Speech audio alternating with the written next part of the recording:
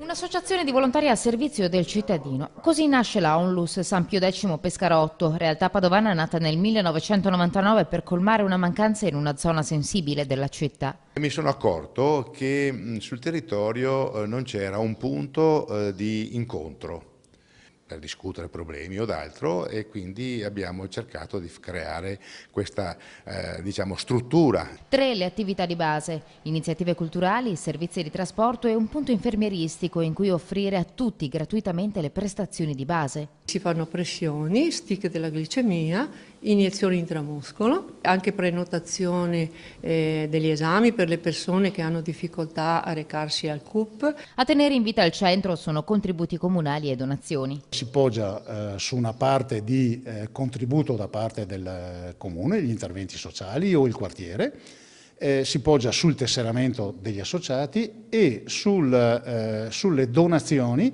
che gli associati danno alla Onlus, di cui poi usufruiscono, come tutte le associazioni Onlus, della detrazione fiscale. Lunedì, mercoledì, venerdì dalle 9:30 alle 11:30 gli orari di apertura del punto infermieristico di via Tonzic, un aiuto prezioso per molti pazienti.